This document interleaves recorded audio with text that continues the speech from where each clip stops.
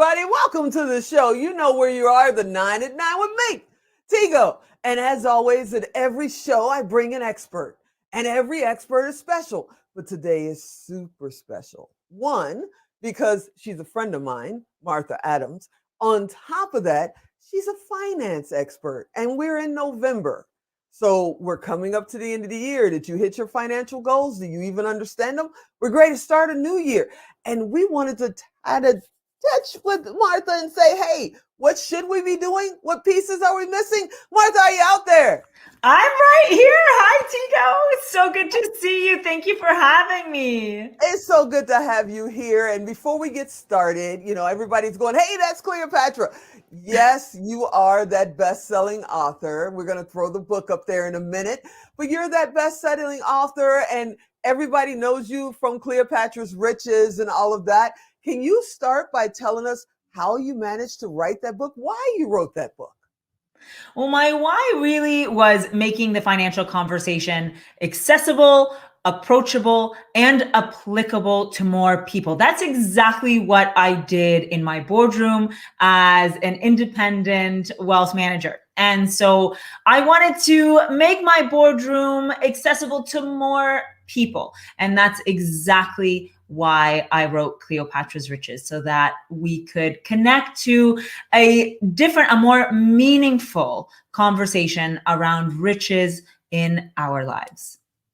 Okay, so yes, for years you were working with corporations probably all over the world. I can imagine, I can see you in the boardroom having people just leaning forward in their chairs going, oh my God, she's talking to me.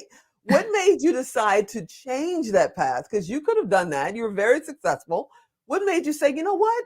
I'm missing a mass audience that needs this information.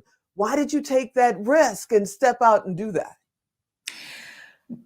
You bring up a really good point. I was very comfortable in my boardroom. It became a very safe space for me. But I recognized that it wasn't about me. It wasn't about me. It was through me. And so it then became my responsibility, a beautiful responsibility to make a difference. And that's why I left the comfort of my boardroom to bring this conversation to more people. And a lot of people are watching this. Some people are starting their entrepreneurial journey. Some have been doing this for quite some time. They've gotten into their comfort zone. They're happy. They know they could do this or do that. And they're going, Maybe they have family. Maybe they have kids. You're a mom. You took that risk. What would you say to someone else who says, I know I could be serving a much bigger audience. I'm just scared to step out there. What would you tell them? I think there's a difference between being scared and being afraid. Being scared is what can be a fleeting feeling, right? It's temporary. Fear is something that is more concrete. It then controls our thoughts and our actions. So when you have that feeling of being scared, embrace it, understand where it's coming from. And that's what's going to allow you to break through it with action. Fear is something very different. So being scared is okay because it's for that little bit. And then you're going to be able to break through it with action. Prove something different to yourself. That's what I believe in. And that's what I try to practice every day. So you're a certified financial planner. We know that. And there's a lot of people out there that are in your field, but you're focused on the missing piece, that missing piece in finance. What is the missing piece other than, Tigo needs more money in her pockets? We're not talking about that today. What is the missing piece in finance that you're focused on? Well, the missing piece is really in our own human experience around money. You see, when we talk about money, we're often talking about our financial literacy in the way that we understand managing our money and the different aspects of it. That's what we've been taught.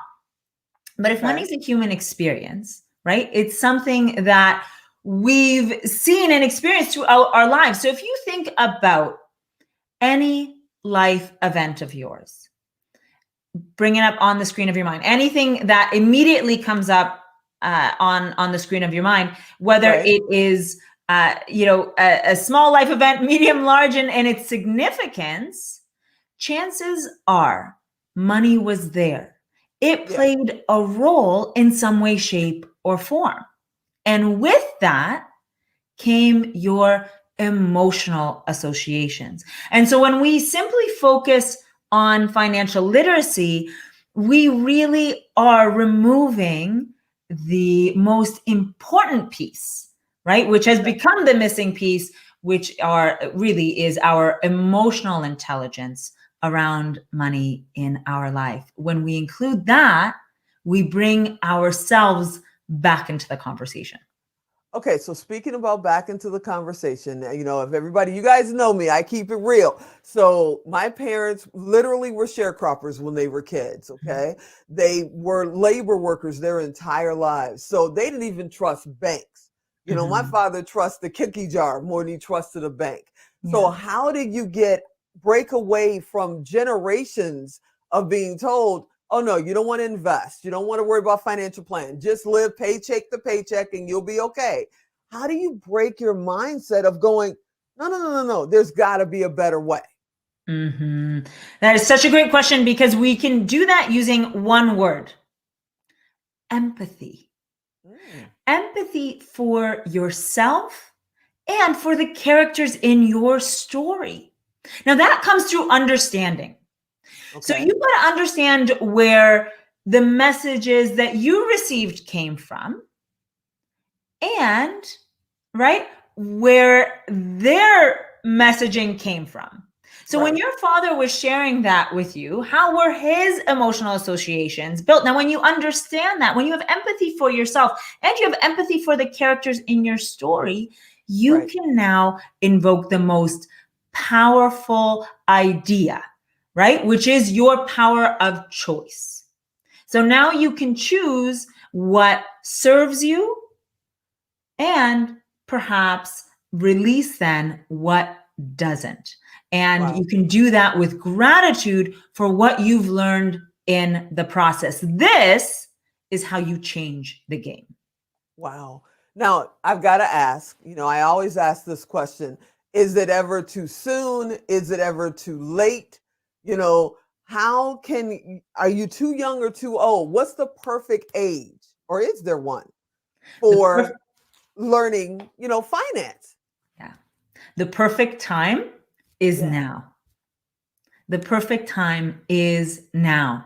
Start the conversation because it belongs to you. Once you've started it, all you've got to do is continue it. It doesn't matter the age. It doesn't matter the life circumstance. What matters is your choice. Okay.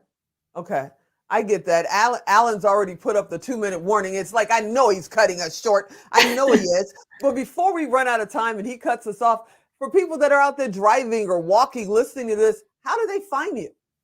You go to www.marthaadamsmedia.com. Take you right to my site. A lot of free resources there. I'd love to see you visit. And you're coming to Vegas. This is my hometown. You're coming to Vegas in a few weeks, right? You're going to be here with Bill Walsh. What's that about? I am. I will be at his Ultimate Wealth Camp December 12th to 14th. There are, I believe, still a few seats available. So if you look up Ultimate Wealth Camp, I'd love to invite you to look into tickets for that. An incredible lineup at that event. Wow, I can't wait to see you. We'll be there. We'll be screaming, Martha, Martha, in the audience. I'm so happy you could take out time for this interview, because I know how super busy you are, and I appreciate it. I hope you'll come back soon, because we just got started talking about finance. We did get started, and I would be honored to continue the conversation, Tigo. Thank you so much for having me. Thanks for being here. You guys go to marthaadamsmedia.com to find out more information. She's a motivator. Really, Alex? She's a motivational speaker. She's an author.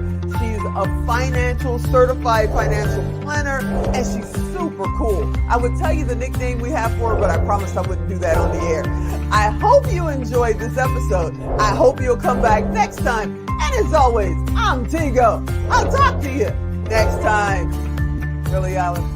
Really?